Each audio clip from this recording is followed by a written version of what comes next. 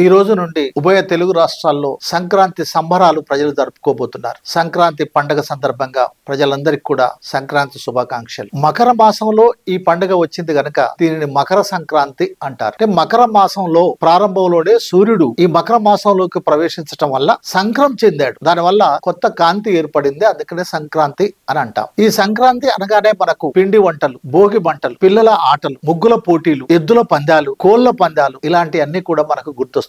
సంక్రాంతి రోజు పెద్దలు చాలా రకాలుగా ఉత్తరాయణం అని, దక్షిణాయనం అని దేవులను అపాదించి మంచి రోజులని, చెడ్డ రోజులని అపాదించి ఆయా శాస్త్రాలు, ధర్మాలనే పేరుతోటి, ఆయా సాంప్రదాయాల పేరుతోటి ఎవరి సాంప్రదాయాలు వారు, ఎవరి ఆచారాలు వాళ్ళు, ఎవరి కట్టుబాట్లు వాళ్ళు దానికి అపాదించారు. ఏదేమైనా సంక్రాంతి పండుగ అనేది ఒక రకంగా రైతుల పండుగగా మనం చెప్పుకోవచ్చు. సంక్రాంతి పండుగ సందర్భంగా 3 రోజులు జరుపుతాం గనక మొదటి రోజు భోగి మంటలు, రెండవ రోజు సంక్రాంతి, మూడో రోజు కనుమ అని జరుపుకుంటాం. భూమికి సూర్యుడు దూరంగా వెళ్తా ఉండటం వల్ల, దక్షిణం వైపు వెళ్ళటం వల్ల చలి బాగా పెరుగుతుంది కనుక చలిమంట వేస్తారు. ఈ చలిమంటనే భోగి మంట అంటారు. భోగి పళ్ళని, భోగి మంట అని రకరకాల వాటికి పెడుతున్నారు. తెల్లవారి సంక్రాంతి రోజు పిండి వంటలు చేసుకుంటారు. ఆ పిండి వంటల్లో కొత్త కుండ, కొత్త బియ్యము, ఆ విధంగా పిండి వంటలతోటి రకరకాల వంటలు చేసుకుంటారు. మూడో రోజు కనుమ. కనుమ రోజు పశువులను అలంకరించి ఆ పశువులకు ప్రత్యేకమైనటువంటి ఆహారాన్ని పెట్టి, ఆ ఆహారం ద్వారా అలంకరించినటువంటి పశువులను ఊరంతా ఊరేగించి తోరణాలు కట్టి పెద్ద పండుగ జరుపుకుంటారు. ఇది పశువులను గౌరవించటం, ప్రేమించటం. అంతేకాదు పక్షులను కూడా గౌరవించే విధంగా గ్రామాలలో